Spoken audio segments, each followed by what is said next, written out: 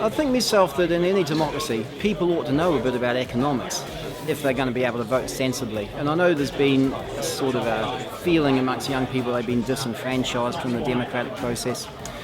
Also, economists tend to talk in a rather complicated way in order, I don't know, maybe they think they're making their ideas clear, maybe they don't, but I think it could be put more clearly, and that's what we're aiming to do.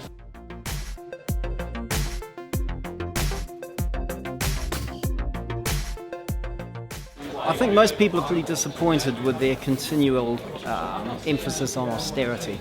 To my mind, there could have been a lot more emphasis on, for example, cracking down on tax avoidance, tax evasion, things like that. There's less need for austerity, I think, than perhaps people believe. And of course, governments can never run out of money. They have quantitative easing that they can fall back on if they need to. So, at the same time, the minimum living wage, that's been quite a sort of good move for social justice. People only really operate well in a society, and because in a society we all depend on each other, then we need to find ways of facilitating that dependence. So if we want a good, solid, strong economy, it has to be something we address together.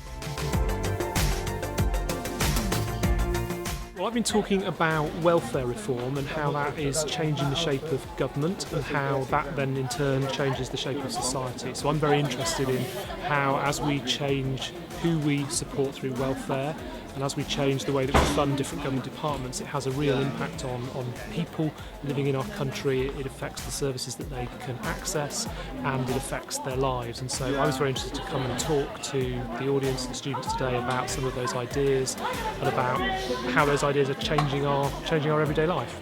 I think they're really useful because I think it's really helpful if you're studying a subject, especially fairly early on in the process of studying it, A-level student perhaps. And of course our students have been taking part in a debate today, and that gives them an opportunity to cut their teeth in the debating arena and to exchange ideas. So I think it's a really valuable opportunity.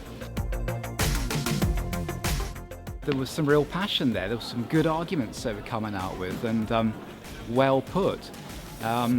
The worry is that my generation have done well out of property. Those guys, they're going to struggle to buy the smallest flat you can think of because their wages will not be enough unless they're very lucky. I do worry about that generation and what they've been handed by our generation.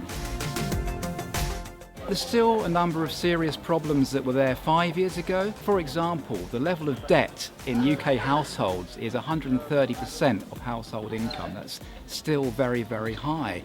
The UK financial services sector is massive compared to the country's GDP, and it's incredibly vulnerable to shocks from around the world. We still depend on that. We still haven't rebalanced the economy. No progress at all.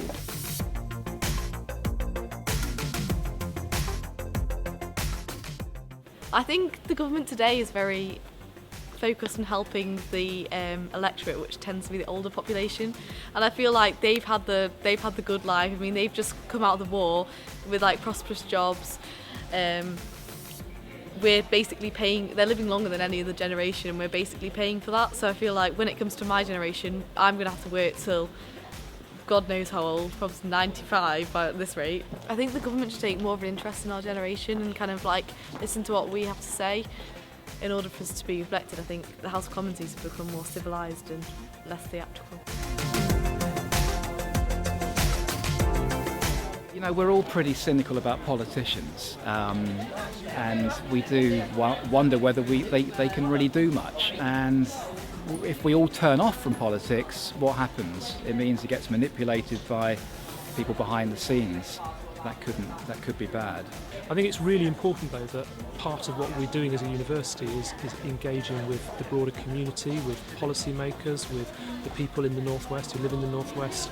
And so it's really important for me that our research has real impact beyond academia and that it changes people's lives, it influences policy. We need to have a society where people thrive if we want to have a society that is progressing on all sorts of measures. If we want things like tolerance, for example, people have to feel like they're included. It's difficult for people to be tolerant if they feel like they've been excluded in some particular way.